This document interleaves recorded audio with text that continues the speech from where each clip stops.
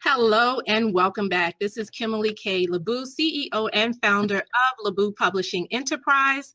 Welcome back for another segment of the LPE Author Chat series, where we are interviewing self-published authors who have agreed to share their journey of self-publishing in hopes that they may inspire others to take that leap of faith to publish their own masterpiece. So I am so excited this evening to have as my special guests Chad and James Hampton of Twin Factor TV. They are the co-hosts and owners at Twin Factor. They are co-founders at Hunting the Truth Ministries headquarters, pastors at Life in Christ North Branch, and they live in North Branch, Michigan. And they are the authors of Secrets of the Hunt. So welcome, Chad and James, to the LPE Author Chat series. Thank you for having us. Yeah, this is fun. Like, I have twins, and I keep trying to say, okay, that's Chad and that's James. And so if I keep you guys straight. But I'm so excited about what you guys have done. And what excites me the most is what the two of you have done is a clear demonstration of how God can use our talents, our skills, and our abilities that He gave us for His glory. You guys have a ministry that brings men together, merging the love for hunting with their love for God. And I just think that's amazing. And so how did all of this begin? I know the ministry came before the book, but give us some insight into how you were able to merge those two things together and then create this awesome ministry and book, Secrets of the Hunt. Well, in about 2004, I was out hunting one night in the tree stand, actually, go figure. And I was in a point in my life where I had some things going on, and I really didn't know what God had for me, and I was kind of searching for the purpose that God had for me. I didn't feel like I had a purpose in my life, and so I was praying in the tree stand one night, and I had my Bible. I was reading my Bible on the tree stand, and I came across a verse in Psalms 14:2. It says that God looks down on the sons of men to see if there are any who understand or any who seek God. So I took that verse and I started studying it out. And as I studied, I learned that the word hunt and the word seek have the same definition, which is to search for or to pursue with force. And so I took that word hunt and put it in that verse for the word seek. And that verse says that God looks down on the sons of men to see if there are any who understand or any who hunt for God. So God showed me that He's looking for hunters. He's looking down on all of us, and He's looking for those who want to hunt for Him. And so, and I felt like God was telling me in my spirit that He wanted me to teach others how to hunt for Him, just like I hunt for those animals. And there's different secrets and different ways to hunt for God, just like we hunt for animals. And so that was the inspiration. God gave me the idea and the inspiration for Hunting the Truth Ministries. I went home and talked to Chad about it, and we prayed about it, and we also came across the verse, John 14:6. Jesus said, I am the way, the truth, and the life. No man come to the Father except through me. So we felt like God wanted us to name our ministry Hunting the Truth Ministries. Nice. And John 14:6 was our theme verse, and that's how our ministry got started.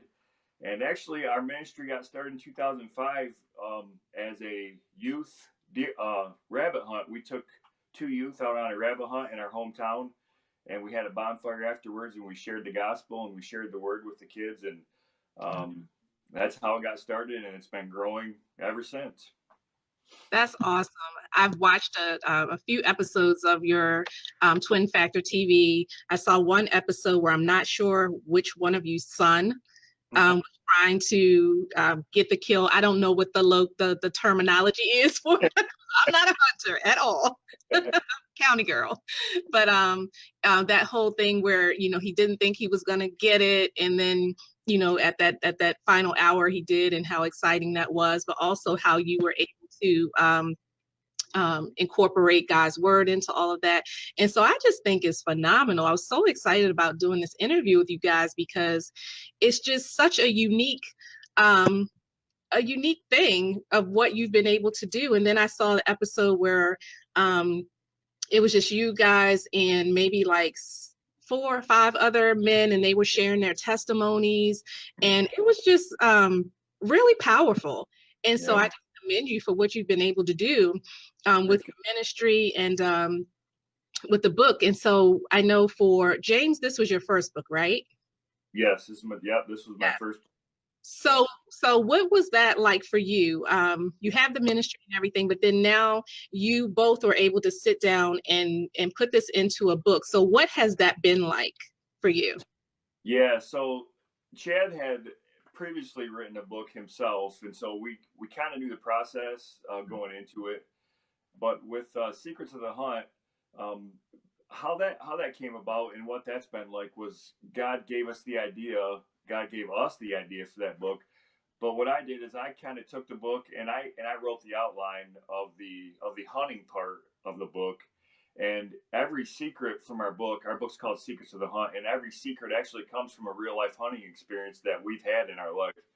So I kind of sat down and wrote the outline out for the hunting part of it, and then I passed it along to Chad, and he kind of added the spiritual application to every chapter, to every secret, and we put it all together. Since Chad had a little experience writing a book before, we put it all together, and we found a publisher, and God made it happen from there. And that was 2008 when the book was released, and then and so in 2010.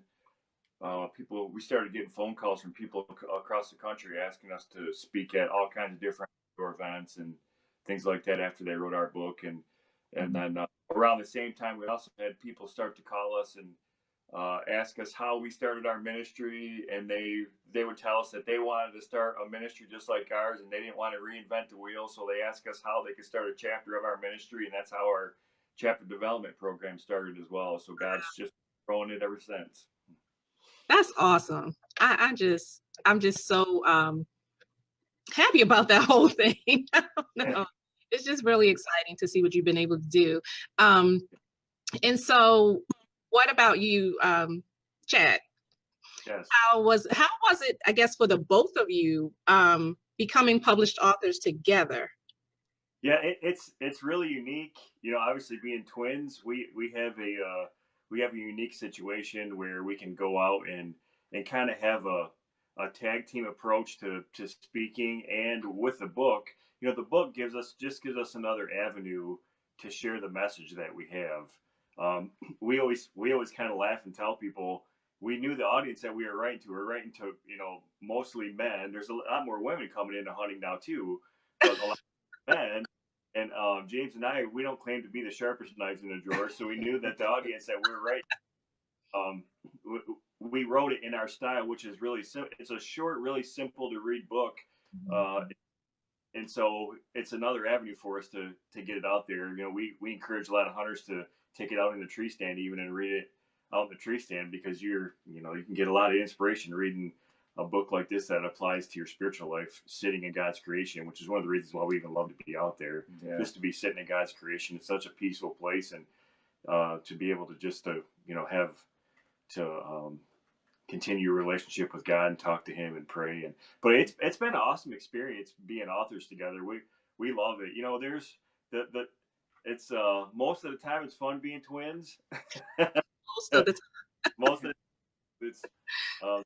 it's sometimes it gets a little, we don't want to say annoying, but we get on each other's nerves because we're with each other so much. But it isn't about that. It's about ministering together for to see God's kingdom grow and to share the message of our Hunt the Truth, which is to teach people how to hunt for God and His plan for their life. Yes. So in that writing process, since you talk about being out in the tree stand and did any of the writing happen outdoors, actually out there in nature, or was it all? Yeah. Yeah, it did. A lot of the experience, our book follows a fictional story of a young man just being able to hunt at that beginning age.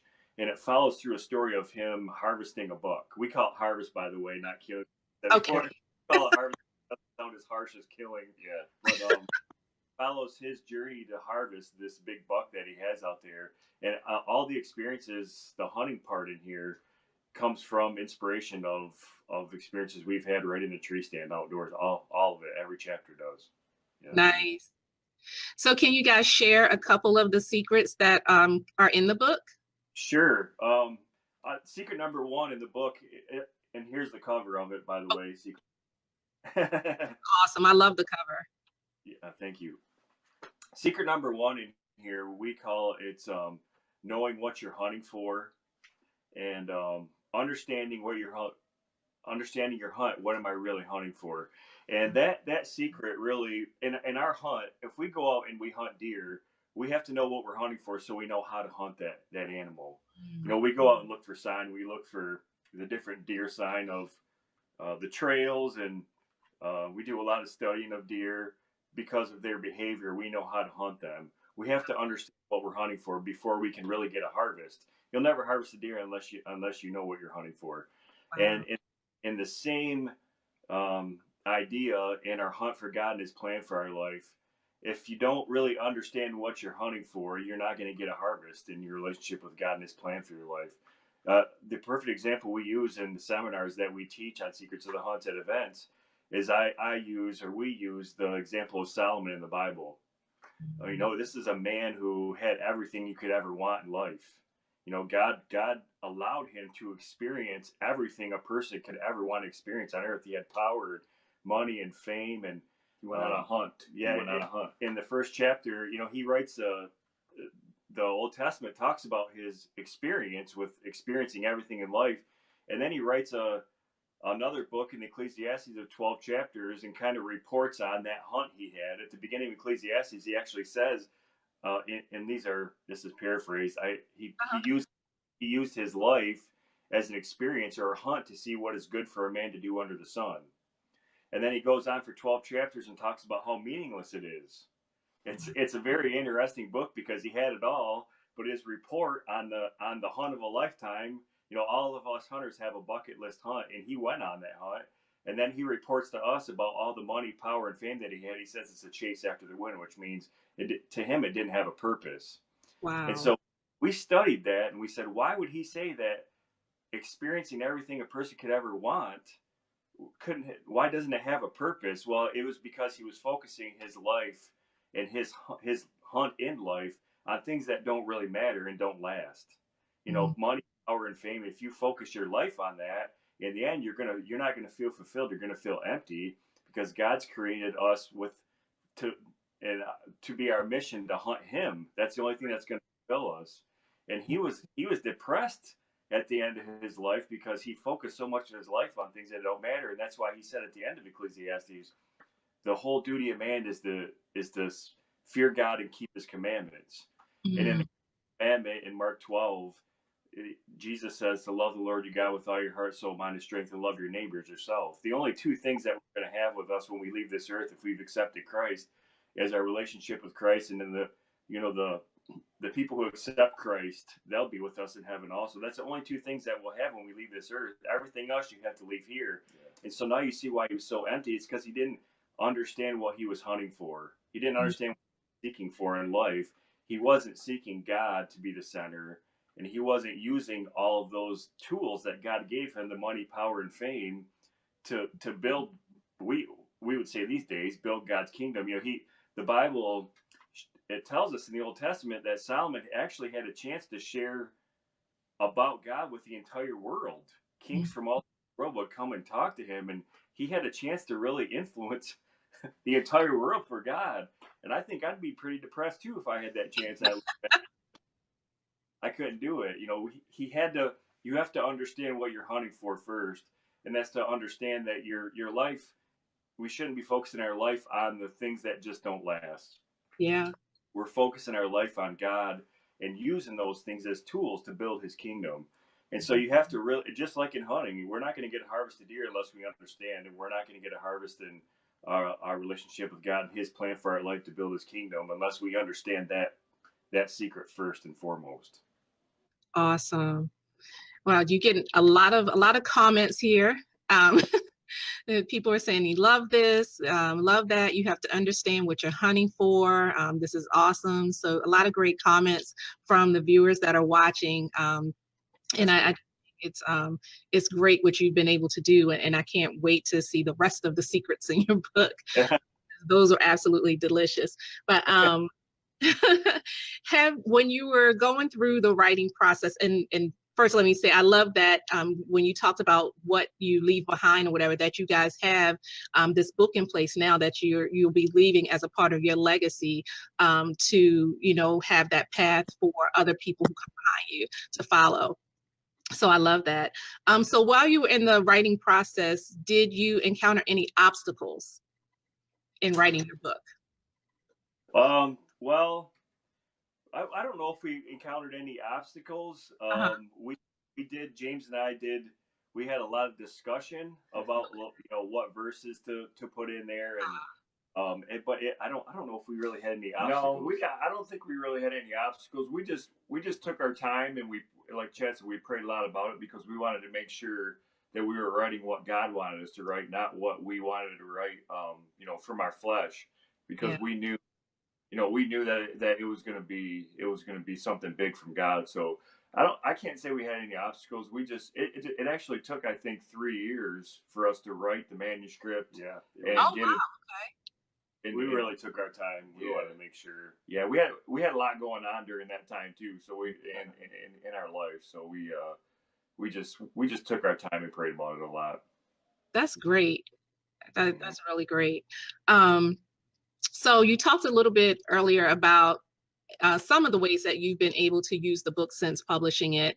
But why don't you tell us, like, has it opened up any new doors since the book came out? I know you said, everything that you're doing, has been just flourishing. But in particular with this book, did you see any new opportunities come from that after it was published? Yeah, the speaking part of our ministry really took off after the book came out, because we, as speaking tools Uh-huh. at Wild Game, we have a lot of different presentations that we do at Wild Game dinners and outdoor events based on the theme of the event, the crowd that's going to be there, and all those things. But the seminar that we do on Secrets of the Hunt, that can really be applied to almost every event that we do. So it really opened up a lot of doors. And I'll also share this too, and this has something to do with the book, and it really showed us this. We found out as we started traveling around the country and speaking at events that there were so many men and even women now, it being as we found that there were so many people that would come to these events and be open to hearing the gospel and the message of this, that would never step foot in a church on Sunday morning. Wow.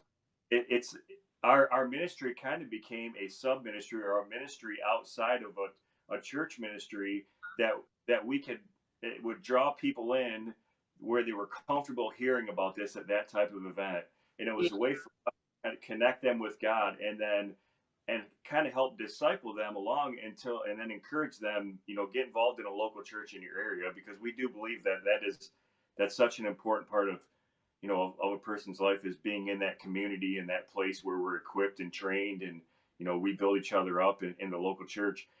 We do things called hunters gatherings. There are events called hunters gatherings, and we do them in churches, but we also do them.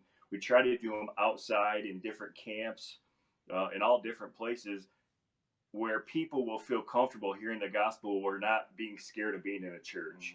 Right. And the book opened up the events that we do, like the hunters gatherings, where we can draw people in that would never go to church, and help them make that connection, so that eventually they will grow start a relationship with Jesus, and then grow in their relationship with Jesus, and then ultimately get involved in a community.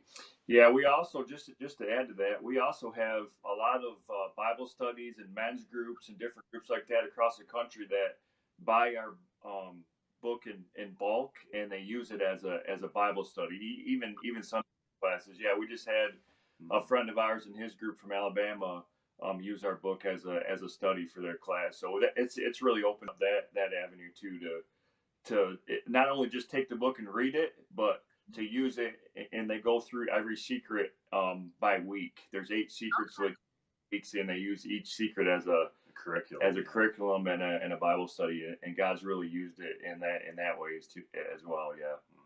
Wow, what a great ministry tool.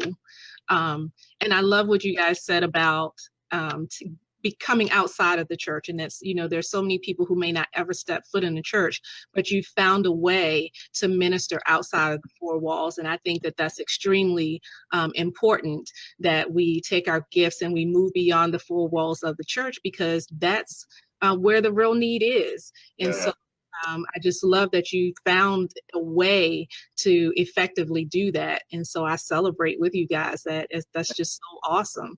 And that is still going strong. I mean, you said you wrote it 2008? 2008, yeah. 2008. And so it's still making an impact, all these years later. And so I just think that's phenomenal. So, man, we're running out of time already. So tell us what advice would you give to aspiring authors that are contemplating whether they should or shouldn't write a book? What advice would you give to people? Well, we tell people as part of our testimony, James and I, the two things we never would have dreamed we would ever be doing is speaking in front of people and writing. We were at writing in school. In our speech classes in college, we were so nervous we couldn't even look up at when we had to do our. It really was that bad. And if someone would have told us that we'd ever be speaking and writing as part of what God has us do, we would have laughed and said, "There's no way." Yeah. And so I would say to people, and I know James does too, don't ever count anything out. God can use anything, even the things that you think are least likely in your life for God to use, because if He uses those things that you can't do, He gets the glory for it. It's the only explanation if God's doing this is because it's God. It's not because we're good at it. We never were good at it. Yeah. And writing was never even thought of for most of our life. But the advice we would give is don't ever count anything out. And if it does put it on your heart, go after it. We just said, okay, we trust you, God. We're going to write this. And you're going to open up the doors, and God opened up doors for us to find a publisher and that fit us and in what we're doing, and to move forward with it. God will make a way if He's put in your heart. And Psalms 37:4 says, "Delight in Him, and He'll give you the desires of your heart." And when your desires line up with His, He'll open up the doors, and you can move ahead with it. And don't ever tell God you're not going to do anything, right? Because He might just make you do that. Yeah. Well, not for you. Yeah. So can you hold your book up one more time? Somebody is asking for the title again. So the title is Secrets of the Hunt. I'll cover it. There you go. Secrets of the Hunt. That's the title of the book. So tell people where they can purchase the book, and then how they can find you guys, the Twin Factor TV, your ministries, everything. Like, how can they connect with you guys? Okay, you can connect with us on our website. All our websites for all of our ministries are www.twinfactortv.com, www.huntingthetruth.com. That's hunting, HUTIN, no G, HUTIN, huntingthetruth.com. You can get our book Secrets of the Hunt at barnesandnoble.com. But if you go on our website on twinfactortv.com, it says Secrets of the Hunt. If you click on that, it gives you the two links that are the best prices to buy it individually, and then also for a group rate for a Bible study. You can go right on there and click either link, and it takes you right to the place that'd be best to do that. You can find us on Instagram. We're on Instagram. We're on Twitter for both. We're on Facebook, and but barnesandnoble.com is where our book is landed at right now. Okay. That's awesome stuff. I have enjoyed you guys, and I will continue to follow you guys. Yeah, thanks for having us. Yes, thanks so much for having us. We appreciate it. Yes, we do. Yeah, continue doing what you're doing. You're impacting lives in a major way. I'm just so impressed with what you've been able to do. And I know, they say some things are a good idea and some things are a God idea. And, when looking over everything that you guys have done, your ministry, the TV, and then now the book, it just is clear that this was a God idea. And to, you know, how God can, like you said, can use anything and turn it to something for his glory. And I think that's just why I'm so excited about this project, because I mean, here is something that I know nothing about. You know, but you've been able to present it in such a way that it could be helpful to so many people, and then people that are in that community that are you know, people that hunt, you know, it's just another avenue for you to be able to reach them. And so it's just phenomenal. And so I think you guys are great, and I love what you're doing. So keep up the good work. And thank you for agreeing to come and be a part of the LPE Author Chat series and share with our audience. So thank you so much. Thank you again for having us. Yes, God bless you. Yes, God bless you guys too. So pleasant. Thank you. So guys, this is Kimberly K. LaBoo, again, CEO and founder of LaBoo Publishing Enterprise. You have just watched another phenomenal episode of the LPE Author Chat series. Thank you so much for joining us. Take care and be blessed. Bye-bye.